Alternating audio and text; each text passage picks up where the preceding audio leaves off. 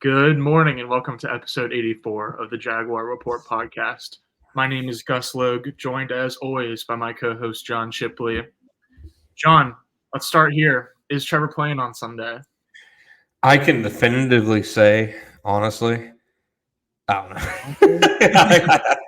I don't know. I don't think Doug Peterson is BSing when he said today that it could be like a game time decision. Like, they might not know until like 90 minutes before. I think he's definitely traveling, which I'm not sure if he would have last week. Like he already would have been ruled out last week. So Right. it definitely seems like he's traveling this week. So I don't know. Like what I saw in practice today, he was attempting a couple longer throws, a couple yards, like 30-yard passes or so. Somebody asked me if the timing looked off, and I'm like, man, the staff member's catching the ball. I'm not gonna question timing. I will say, I don't know. The ball just, I felt like coming out of his hand was a little bit different, but I think any quarterback they suffer a throwing shoulder injury, they're gonna compensate, with their motion or whatever, even if it's subconsciously. So that's not too surprising. I'd say, you gonna make me take a stance? Yes or no? Absolutely. Okay. You got to give me a percentage, even if it's 51-49 one way or another. Yes, he starts. It could be 50-50, I guess. Yes, he starts 55-45. 55-45, okay. I was thinking, yes, he starts 60-40 because I haven't really taken anything from what Doug has said because I feel like you never really can. And then, I haven't really taken anything from the practice field because I don't know, media is only out there for so long, and it's always the beginning of practice. And I don't know, there's definitely a lot of unknowns behind the scenes. But I think the fact that he is traveling with the team, and specifically a game time decision, is not small news at all. Because I mean, every time that we've talked about this, and he's been injured, and then the next week he has a chance to play the game, he's every time except last week, he's been a game time decision, and then he ends up playing. And then last week, he was ruled out on Friday. And so I just think, I don't know, maybe it's too small of a sample size, and you can't really take anything away from it. But history says that if he's a game time decision, he's going to play. Yeah, no, I think you made a good point with the practice time. Like, for the record, we are not out there very long at all. It's like 15 minutes, 15, 20 minutes maybe. So, you could literally – be playing with marbles like on the sideline if you want to, just kicking his feet in the air. And then when we leave, maybe he throws a ton. We just do not know. So I think that's definitely a good point. Like yesterday, I think the line moved like 2 points, 3 points yesterday, didn't it? I was gonna say 2.5. And I think some of that was because Ian Rappaport had a report / opinion that he didn't think it looked good for him to play. Again, it didn't feel like a report. Rappaport had the same kind of bit a few weeks ago when he said he wasn't going to play. He didn't think he would play, when he had the concussion. But I know a lot of people are wondering, why is the line moving if there are videos of him throwing at practice? When what you get from us at practice is extremely limited, and it really shouldn't move much at all. My opinion on whether Trevor plays or not is not based much on what I saw from him today, because there's just not really a ton to glean from it other than seems like they have a good time. I'll say that they were in good spirits today, on the practice field, in the locker room. It felt like, I wouldn't say loose, but they're not a Tet Hut at attention, super tense or anything like Right, that. yeah. You know what I mean? Yeah, there's definitely times where you can either the locker room or the practice field kind of feel the tension around you. So I think that's a viable report. Yeah, it definitely felt more positive. I'll say that. Even being on the practice field before the Tampa Bay game, it didn't feel as positive and I guess good energy as it did today. So I know we just said that the media isn't on the practice field very long, but have you noticed anything different either this week or last compared to the rest of the practices?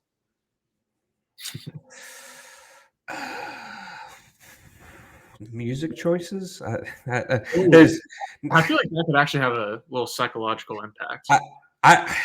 I really just don't think you can glean a lot from like in season. Like in season practices are basically for you to say who's on the practice field and who isn't. Like for media, that is to me as much as you can really get. But I will say it definitely seemed like that win against the Panthers, just like the overall mood in the air, definitely helped them kind of, let a sigh out a little bit, breathe a Right. little bit. Yeah, I If guess that my makes question, my question definitely would have been better for like a coach or a player, but I'm just interested in if they actually like changed something specific in their practice routine, or if the only thing that changed was like the coaches yelling at players a little bit harder and then the players working a little bit harder because of that.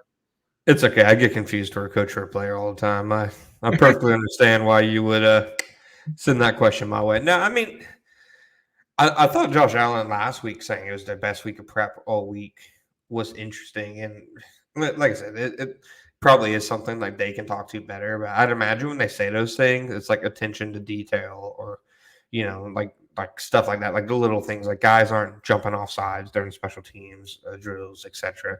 Guys aren't dropping passes on air, that kind of stuff. So again, it's not really stuff that we can see per se, but what we could see and what we could kind of gauge, it definitely feels like they're at least in good spirits. Like as opposed to, I think if this game was last week, I think it'd be a very different feel. Because I mean, even going into that Panthers game, things still felt a little bit tense when you saw. Oh, totally. I mean, they were on a 4-game losing skid, so of course things felt a little bit tense. How would you say the vibe is around the receiver room specifically? Because we just talked about Trevor and the offensive line injuries. Looks like Walker Little and Ezra Cleveland are pretty much a full go for Sunday. And so, really, the question marks that remain in terms of the injury report for Jacksonville is Zay Jones and Christian Kirk. My prediction on Christian Kirk is tomorrow afternoon, you see him activated and placed on the active roster, and Jamal Agnew is placed on injured reserve. But he either doesn't play or he plays very sparingly. And then he comes back 100% the next week. Like he even said like his first day of practice this week was basically like a recovery day, like get out there and like finally move around. I feel like he's done very little like game plan specific and football specific stuff probably this week. So I'm just not entirely sold that like his recovery has been amazing. Like it's normally like a 6 to 7, 8-week injury. And he even said the other day, like he had I think a right like abductor tear, like in like week 6, and he had been playing through it for like a month and a half. That was high key the biggest news of the week. It was crazy that he kind of spilled the beans on that. I was surprised that Mike Flores didn't jump all over that. He's only known as Mike Flores. Did you notice that? That's such a Mike Flores move. He writes about the dumbest stuff. Did you notice that they had to add Trevor's finger to the injury report because he said he got like something like lanced off, so he had a Band-Aid around it, but because he got asked about it in the press conference, they had to add it to the press report. I mean, to the injury report because God knows Mike Flores says he sees a Band-Aid in that finger and it's not on the injury report. He's going to sniff it out. He's the hero we don't deserve. Right. But back to the receivers, it does seem like Zay Jones is going to play at least, which I think, regardless of who plays at quarterback, that's probably like a plus. Like CJ Beathard last week basically just threw it to Calvin Ridley and Evan Ingram. So if Beathard was to play this week, I think having Jones back in the lineup is significant, especially with how bad they were in the red zone, last week and how bad they've been in that, really since I'd say the Cincinnati Bengals game. On the flip side, for as useless as much of what we get from Peterson in press conferences is, he did make one interesting point, I thought, today when somebody asked about, you're getting Jones back eventually pretty soon. You're going to get Trevor and Kirk back for sure. You're going to have your full offense out there again. And he was like, yeah, it's a good thing. You're in the playoffs. You're getting your best players. But he also said like the drawback is they just haven't played in a while. And like the timing and rhythm and all stuff like that could potentially be affected by that. I never really thought of it like that. But I mean, I think it's a potential, factor. Totally. No, I think that makes a lot of sense. I mean, I feel like even at the beginning of the season, we saw that a lot where the timing and the chemistry wasn't totally there between the quarterback and the pass catchers. And so, I mean, Evan Ingram has been pretty consistent all season, and then Ridley has kind of rounded into form as the only healthy starting receiver really for Jacksonville this season. But I thought Doug also said today that he would expect Zay Jones to be out there on game day, which I thought was another like telling quote because usually Doug is like very much keep things under wraps kind of coach speak at his press conferences, but to like just blatantly say I expect him to be out there on game day is I feel like as pointing of a statement as he could have delivered. And then he's listed questionable. I think, yeah, I would expect Zay to play though. Christian, I was thinking he would not be activated and not play, and then I wouldn't have been surprised if he was activated and didn't play. But I kind of like what you're saying, where he's activated and technically is active on Sunday, but then like is really just an emergency option. I think that makes sense with Zay coming back from injury and then Jamal going to be on injured reserve. That's the entire reason I think you haven't seen Agnew place on IR yet. They're just waiting for Christian Kirk to, just take his spot. So if you had somebody else replace Jamal Agnew's spot, then you have to make a spot when Kirk comes back. So I definitely agree. So the last time the Jags played the Titans, Doug Peterson kind of owns the Titans, dude. They've outscored them. They averaged 30 points per game against the Titans, and the second and the fourth highest scoring games of the Peterson era have come against the Titans. Earlier this year, and then obviously last year on the road. Probably Trevor's best, like in terms of like the production and the touchdowns, etc., yards everybody wants to see. Trevor against the Titans last year in Nashville was probably as good as you're going to get. Right. How do you think they match up with this specific Titans team? Just knowing what we saw earlier in the year, it felt like the Jaguars kind of toyed with them early. Like that was definitely the offense's best game of the year. I think I know it was for sure by EPA. I think you said it was Lawrence's best game ever in terms of total EPA generated. Sounds like something I would say. It does sound like something I would say. I think they match up really well. I think more so on the defense, which is probably mostly just because of the injuries on offense. Like it's tough to say how the Jaguars match up when we don't really know what the starting quarterback and receiver situation is going to be. But the Titans have been kind of burned through the air all season by wideouts specifically. They've allowed the third most receptions and the sixth most yards to wide receivers on the season. And so like Calvin Ridley week, I'm not sure like how productive Zay Jones is actually going to be, but he definitely makes a big difference when he's on the field. For passing plays specifically, the Jags rank they would rank 16th on offense for passing plays with Zay Jones on the field at negative 0.01 EPA per play. And with him off the field, they'd be 21st, negative 0.08 EPA per play. So it's not a major bump, but it is a bump. And I don't know how much of a factor he'll really be in his first game back, but I mean, he's definitely better than whoever would start above him. And I think that he could also be a true like decoy for Ridley on certain routes. Yeah, that to me is the big thing with Zay Jones is I'm not sure really what you could expect, but at the very least, it's more than having, respectfully, Tim Jones or Elijah Cooks probably out there, right? Right, exactly. I mean, honestly, even maybe I want to give credit to you. You've made this point before, Zay Jones as a blocker. I think that's personally the biggest reason Elijah Cooks doesn't play much, in my opinion, is because he's both in terms of execution and kind of just what we can see on film, kind of knowing what to do. I think the Tampa game especially, I think his blocking is a big thing. And Zay, you've mentioned it before, is their best blocking receiver by a mile. So do you maybe see more of an impact from him in that regard?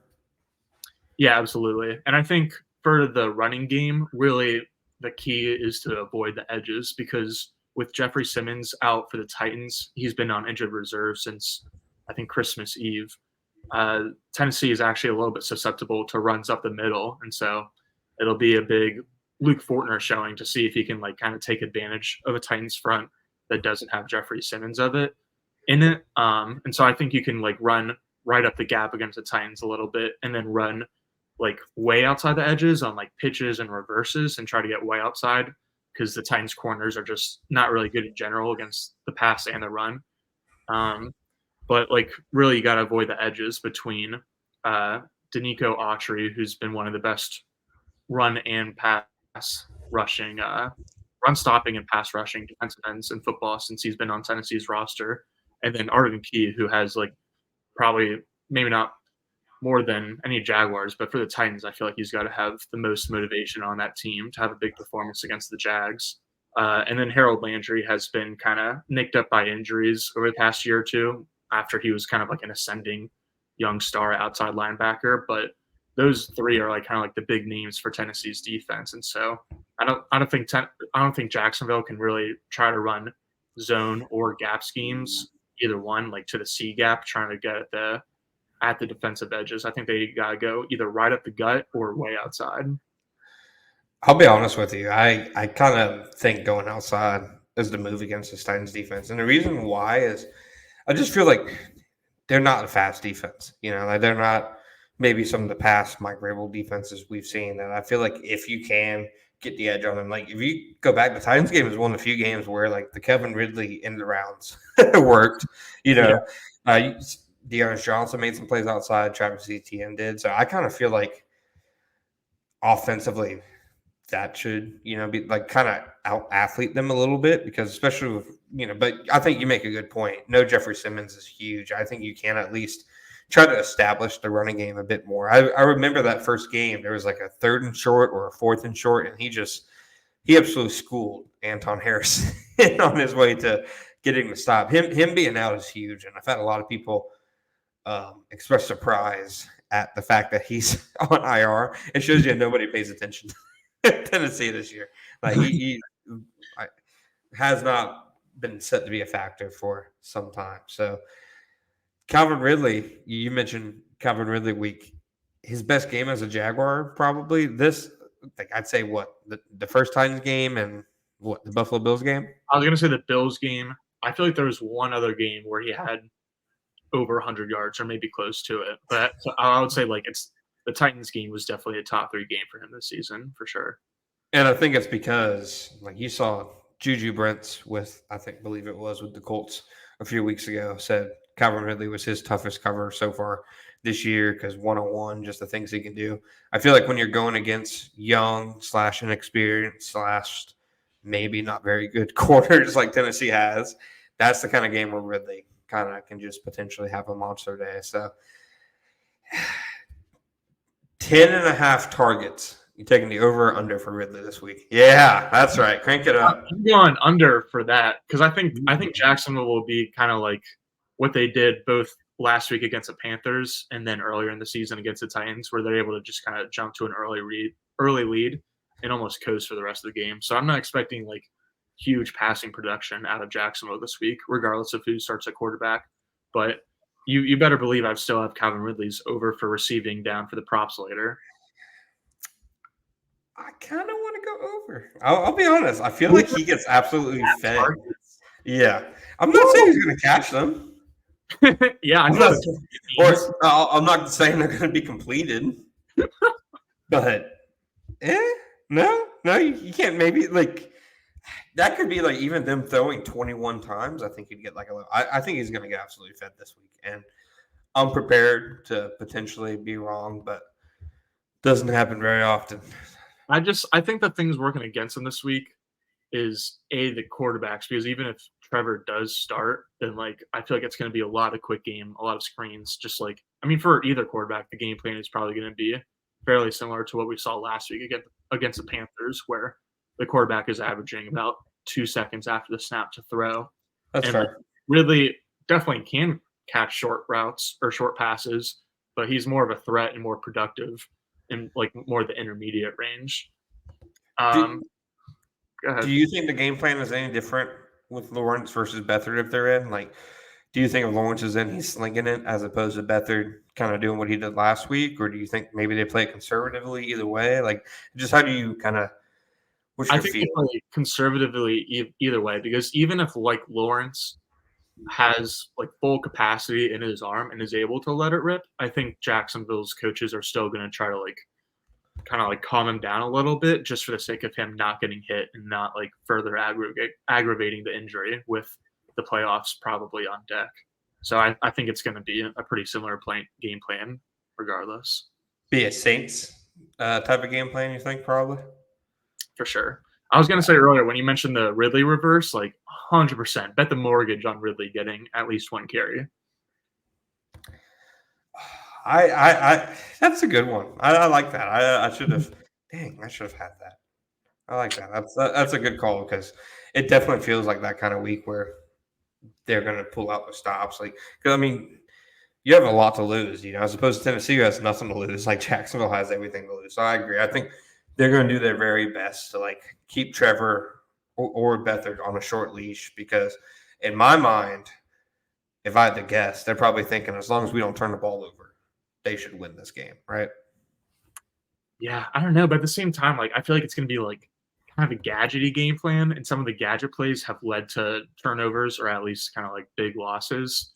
So it'll be interesting to see because I kind of feel like this is a Press Taylor game because like they're gonna have Okay. to do a good job coordinating, but at the same time, like not try to get so cute that it leads to mistakes. So Calvin Ridley game and Press Taylor game. That's your guy. Not Calvin. Not Calvin Press. You proclaim for him to be my guy, and then you just come up here, get on your pedestal, and say it's going to be a Press Taylor game. I didn't say anything good about it. I guess a Press Taylor game indicates good because like that's the way that we talk about early weeks. I never thought I would hear it's going to be a Press Taylor game. For this, I meant like Press Taylor's play calling will be a major thing to watch. That's what I meant by a Press Taylor game. Like, fair enough. He's going to have a big role in the outcome of Week 18. I agree with that 100%. Gus, you got any other takes on Jags offense versus Titans defense before we cut for a break? No, let's get to defense. All right. We're back, ready to break down the battle everybody has anticipated for 17 long weeks. Ryan Tannehill, Mike Caldwell, the immovable object, the unstoppable force. Who you got? Mike Caldwell, man, come on. Yeah. I'm definitely way more of a Mike Caldwell guy than Press Taylor guy. I know I look exactly like Press Taylor. There was literally like a photo in the past week or two of Press Taylor in the coach's box upstairs calling plays, and I like thought it was me for a second. It's kind of uncanny at specific angles. Dude, I had literally said this for years since he got hired. Yeah, and I have been brushed aside many a times. I'm glad that you're finally. How old are you? 24, about to turn 25. Okay, I'd say I'd like to know where he was 26 years ago, but I don't think he's that old. Like he's obviously older than 26, but I don't want to say.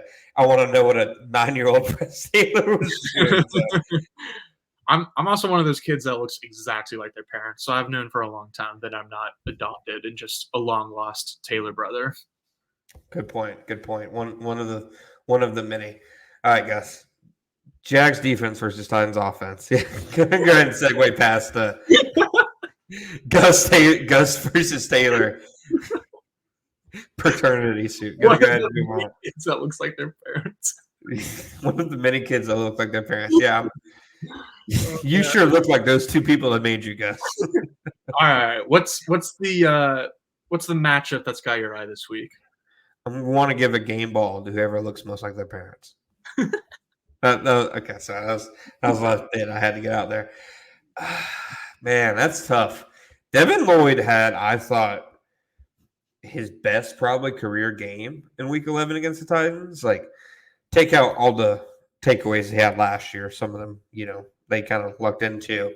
He was kind of all over the place in Week 11, and he met Henry a couple times in the hole. So I'd say Henry versus Lloyd will be a big one. Hopkins, obviously, versus Campbell and Williams. And that's, I'd say, probably the matchup of the game. But just overall, how the Jaguars can make Ryan Tannehill uncomfortable. I'll be honest. I think the Jaguars would have a better shot. And I'm not saying they have, oh, Christ, Ryan Tannehill's playing, they're screwed. But I think Will Levis playing would increase the Jaguars' probability to win as opposed to Ryan Tannehill. Just because I don't think Tannehill's going to make like many mistakes because he doesn't really do anything at this point of his career. Of like the 35 quarterbacks with 25 dropbacks the last 2 weeks, he is the second lowest average after target at 4.4 yards. Like he's like barely playing the position. He's Yeah. more or less doing extended handoffs. So that's my thing is I'm just not I think they're going to punt a lot, but I'm not sure how often he's going to put the ball in harm's way, whereas Will Levis was like barely taking snaps and handing off correctly last time these two teams played. Yeah, I don't know. I go back and forth because, like you said, like Tannehill is barely playing the position. But I think if it was like a midseason game, like Week 11, then Levis would give you a better chance to win or win in general. But like since this game is essentially a playoff game, and I feel like it can get like pretty gritty and low scoring, I think having a quarterback that's not going to turn the ball over is going to be good for you. Because I think, yeah, like as you said, Levis had an aborted snap back in Week 11 against the Jags, and so just having someone that can take care of the football. I feel like Tannehill has had actually his fair share of turnovers against the Jaguars, whether it be interceptions or strip sacks. But yeah, I still think like I'd rather go with a veteran than a rookie for a game as important as this one. Yeah, no, 100%. And I'd agree with that. I think Tannehill probably has, had his fair You just share. said you would go with Levis over Tannehill. No, I'm saying that I see your point that Tannehill's had his fair share of turnovers. I don't agree. I agree with the bad word. I don't agree with you at all. No. Yeah. No. You said 100%. I was like, where are you on this one? You're back on the top of the fence again. Fair enough. Okay, give me a stat line. Give me a stat line you expect. Oh, I have so many stats. Okay.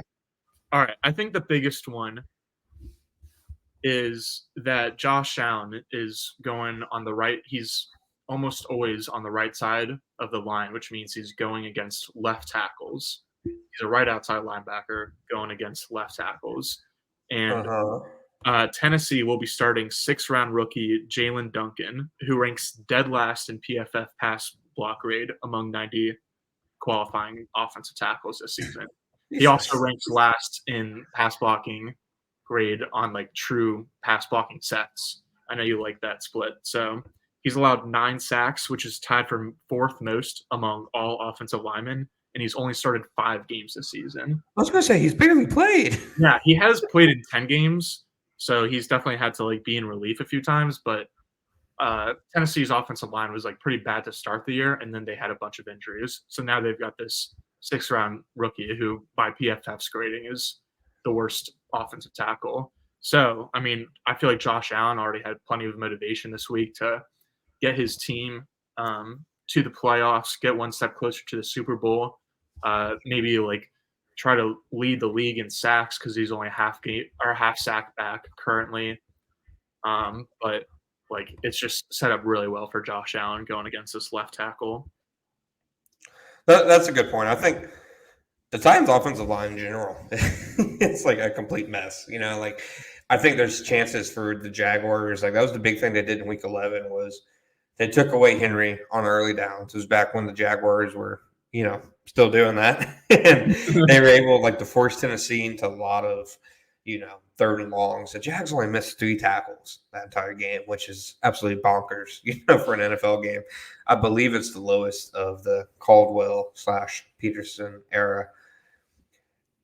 To me, if they can do that, that's where I see, their big chance to take this game over. And like I said, if you don't turn the ball over, I think you have a good chance because I expect, or at least would think, their front would have an advantage over the Titans' offensive line.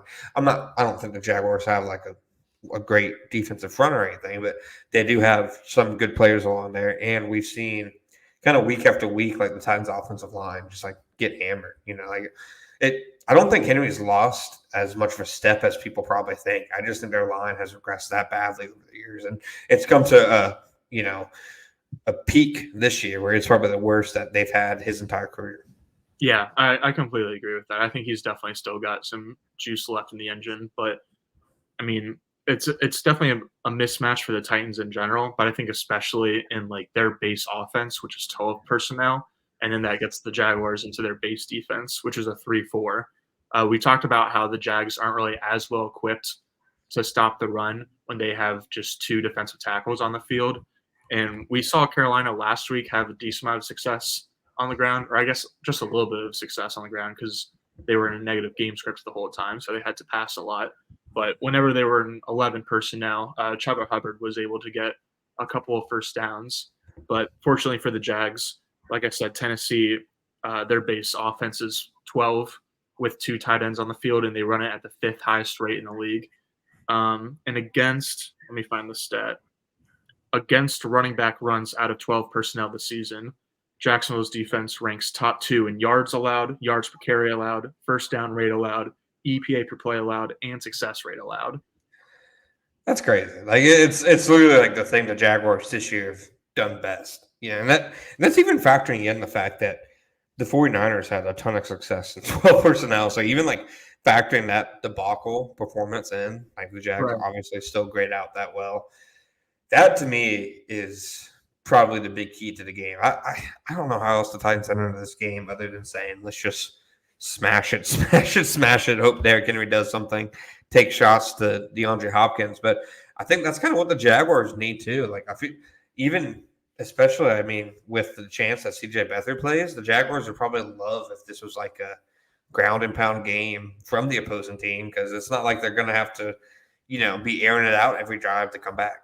Yeah, I agree with you there, where I think the Titans, like, their game plan is going to be ground and pound, because, like, it's not like they really have enough capable receivers to get into 11 personnel with confidence to take advantage of running out of 11 personnel against Jacksonville's nickel fronts or nickel defense. They just don't really have the horses to do anything else, so they kind of have to ride with Henry and hope for the best. I will be interested, how often will the Jaguars still go with their sub look against 12 personnel? Because I know they've kind of done it in the past, especially this last month. And my Galaxy brain is just like, how badly do they want to get Antonio Johnson on the field? Because like this could be a game where the nickel plays like 15 snaps. Like Trey Herndon, he was impactful the last time these two teams played, but he didn't play nearly as many snaps as he does usually. So I do wonder how they will kind of attack that. I think in general, though, this defense combined with, like you said, the way the Titans play offense, they're at least equipped to kind of for a game like that, right? Now, they have enough depth in terms of run stoppers. Like they have the pieces to be a better run defense than they've been over like this last month and a half, is what I guess I'm trying to say. Yeah, I feel like I feel like Hamilton last year and what they were expecting this year was that he was going to be kind of like their problem solver defensive tackle when they had 2 defensive tackles on the field and they had to like take up like double blocks and kind of take up 2 gaps. And that just hasn't really panned out. So like I feel like the scheme is kind of like the scheme, and then like when you have obviously a 3-4 defense and kind of like a numbers advantage in the trenches, that's been helping them out. So I think like they're going to definitely look to get, even if not like a superstar defensive tackle or defensive lineman, I think adding like a real name to that line, if they don't think Ham could be that, is a real possibility. It's such a good bit to design a defense around Devon Hamilton. That's good stuff. I didn't think it was a terrible idea before he got injured. To his credit, he was phenomenal last year, as a run stopper. And it definitely does feel like that. It's funny when you say like potentially add like a big like name defensive lineman. Feels like when most teams do that, they're saying we want to do this so we can play more too high and have less guys in the box. Whereas the Jaguars, we want to do this so we cannot have 3 defensive tackles on the field all the time. Exactly. Yeah. And for the nickel position, like I think just like every game, it's going to depend on like the matchups and the personnel and what happens in the game. And you're going to make in-game kind of decisions based on that. But I wouldn't be surprised if they start out defending 12 personnel in base a lot. And then if the game kind of gets away from the Titans and the Jaguars establish the lead, maybe they'll throw in Antonio Johnson at nickel and do a little less space so that they just see a little bit out of Antonio Johnson. And then they'll also be just defending the pass more in general with a lead. So it'd be probably wiser to have a nickel than a defensive tackle. Over under sacks from defense. 3.5. What are you taking? Ooh. I think they got 2 last time. Like 4 different guys had like half a sack, I think. Yeah, they got 2 last time, which obviously Will Levis didn't even play the position last time they played. Yeah. It was like screen passes and like a fake fake handoff, toss back like to him, Yeah, etc. I will say the Titans rank first in screen usage this year. On 14% of their plays, they run a screen.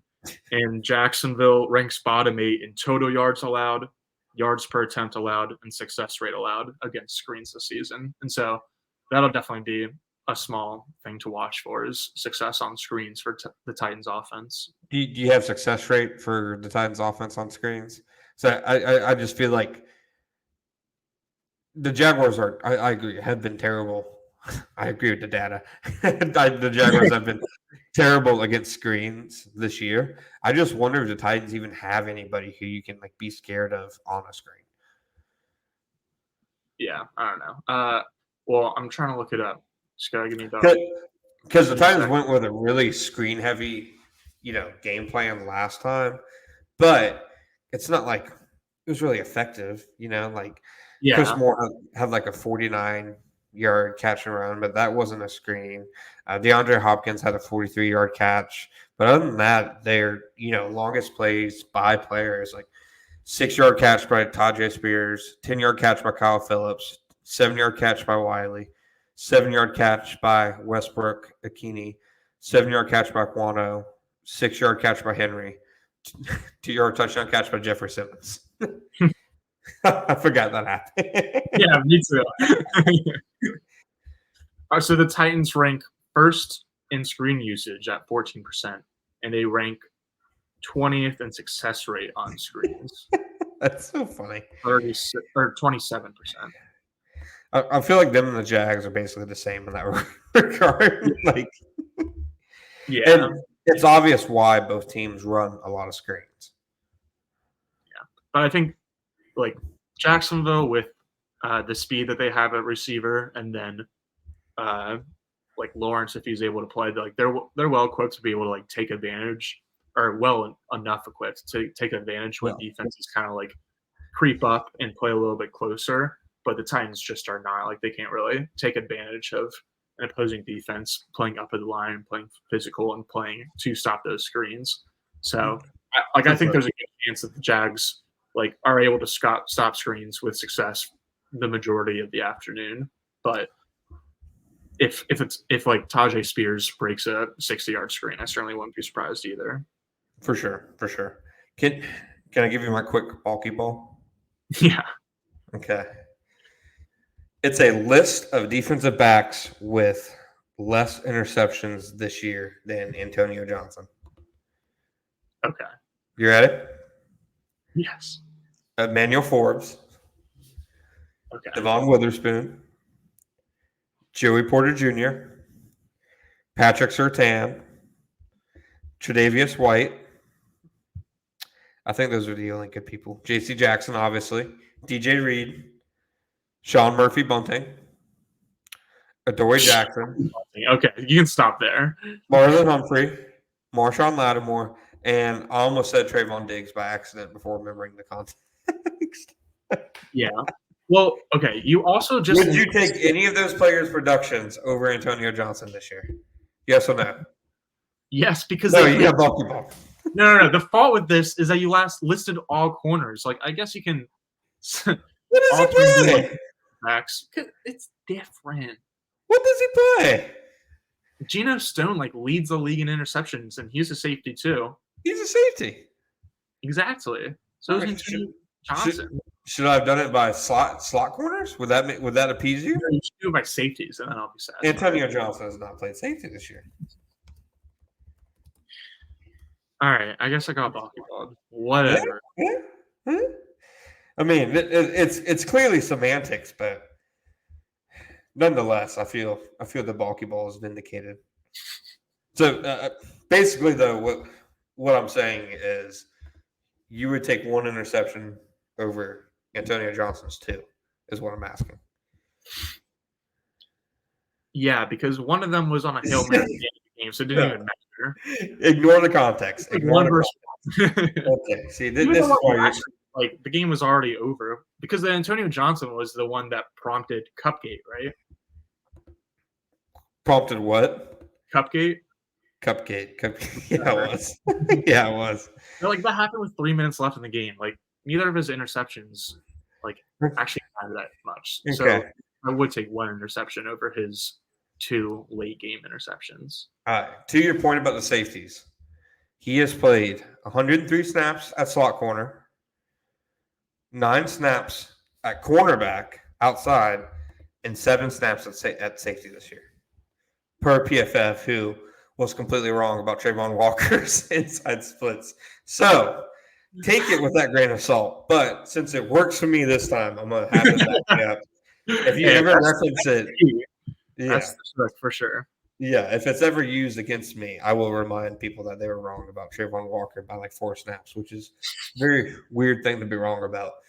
Gus, you got any other stats for us on the defense? Any other takes? DeAndre Hopkins had 4 catches for 59 yards and 1 touchdown in the last game against the Titans, or against his last game against the Jaguars. Do you think he's going to go over or under 59 yards? With Tyson Campbell was not in the previous game.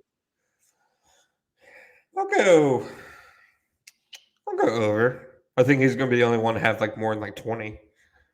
I think he's going to go under. I think he'll have like 40 or 50. Like I don't think he'll be completely shut out, but I've been looking. It was disappointing when Tyson didn't play in Week 11 because as soon as DeAndre signed with the Titans, my first thought was just how fun that matchup is, especially with Tyson being a little bit better against kind of like bigger and physical receivers who don't get a lot of separation. I'm like DeAndre is kind of the king of like the late push off. That's not so much of a push off that he gets called for OPI. So I would kind of expect Nuke to win at least one subtle push off. But I think Tyson in general, especially after a pretty good showing last week, is well equipped to slow down aging DeAndre Hopkins. So I'm definitely looking forward to that matchup. I feel like Darius and Nuke will be such a stylistic clash that I just want to see them stand next to each other. I think it's more so the take I'm having. It's funny when tall people and not tall people stand next to each other on the football field. My take on that.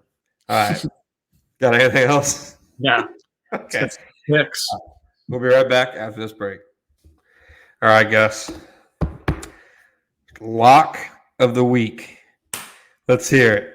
Tell me. I want to let you know. I am putting half of my wedding fund on whatever you said the lock of the week is. All right. I've got not. Sarah doesn't listen to this, so you got a lot riding on this. I've got a couple player props to also say, but my lock of the week is Titans under 19.5 points scored. Ooh. Yeah, I think it's even if the Titans win the game, I think it's likely that they go under this number. In the Week 11 game, the Titans started 3 and out, 1 first down, and then a fumble on the aborted snap. 13-play drive, but then they were sacked out of field goal range and had to punt. 3 and out, end of half, 3 and out. And then they did score touchdowns on their final 2 drives, but by then Jacksonville was up by like 3 touchdowns. And so I think, again, like it's going to be a similar crawl fest to last week against the Panthers and Week 11 against the Titans, where Jackson was able to get out to like a 10-point lead in the first quarter, and then that's pretty much the game. Yeah. Yeah, just sit on it. Try to get style points. I definitely agree with you. I think, like, the Jaguars, again, like I said, I think the game plan is don't turn the ball over, and that obviously goes for every single game, but I think especially if, like, this game, and to that point, I think they'll definitely, if they get any kind of lead, they'll kind of go into cruise control mode. Yeah, I think both teams will be just relying on their running backs, and like even after a 2-yard run, a 3-yard run, a 1-yard run, a 1-yard run, a 3-yard run, like they're just gonna both keep going back to the well and kind of rely on defense and a couple big runs by their running backs to win this game. Does that mean you're over on ETN carries? Of course, it means I'm over on ETN carries. I think I took his over rushing and receiving yards total last week, and it still paid off because of that long touchdown run. Yeah. But going back to the well this week, I like ETN over 52.5 rushing yards, Ridley over 51.5 receiving yards. I didn't see any props on Josh Allen sacks. So let's say I'm going over 0.75 Josh Allen sacks if something like that ever pops up in a sports book. I also like the over field goals, even though that's not up, and that's usually like 3-ish. But I think it's going to be a lot of like just get points on the board. And then Engram under 49.5 receiving yards because he had 162 yards in a career game last year against the Titans. And then in 2 games against the Titans since then, he's had 27 yards and 29 yards. And so he went over his receiving yards prop last week. But I think this week is going to be like similar to DeAndre Hopkins, where he like still has a productive-ish game, but like ends up just below his receiving total. No, I think that's fair. I definitely feel like this isn't a game where they're spamming targets to him. I think the over on Calvin Ridley yards 51.5 because of that. Like I said, I think Ridley's going to get fed this week. I could see him getting 51.5 yards on like one big catch, and maybe like another catch added in there. Like Right. I don't know if you can bet on this. Calvin Ridley catch of 40 yards or more. Go ahead and make that lock of the week. Hey, that's my lock of the week. Wow. Calvin Ridley will, yeah, Calvin Ridley will record one catch of at least 40 or more yards. All right, that's a good one. My hot take this week that I wrote down is that Calvin Ridley will have at least 90 receiving yards because that's the number that it needs to reach 1,000 on the season. Ooh. His numbers, honestly, when I looked at them the other day, thought he was a little closer to 1,000. Not gonna lie. That's. Also, I think maybe the best stat for Ridley this season is that Sunday will be his 17th start, and it'll be the first time in his career that he starts every game in a season. He did play in all 16 games as a rookie, but he only started about 5, I believe. And so the fact that not that he was coming back from an injury, but nonetheless, it's still impressive to come back from almost 2 years off of football and then playing every game. Yeah, no, I think he's set a career high in both snaps and snap percentage this year too. So in terms of just being available, it's kind of wild. He's been like the Iron Man of the offense. Him and ETN, exactly. like everybody else on offense, it seems like it's been ETN, it's been Ridley, and I actually maybe take out ETN because there's been a few games where it's been Ridley and Luke Fortner. The Iron Man of the Fortner's played every single snap, dude. The only other one I was going to add was Evan Engram. I don't feel like he hasn't been injured this year. I want to say there was Brenton Strange hurt his foot, but that was like I don't know if Farrell's gotten hurt either. Maybe in the beginning of the year, but I thought you were about to say Brenton was one of the Iron Men too. Would have been a good take. All right, Gus. Predictions. What you got for me? I was gonna add a long time ago when you were talking about how Peterson sort of owns Vrabel. Just I had written down that he's 3-0 since the start of last year with a plus 38 point differential.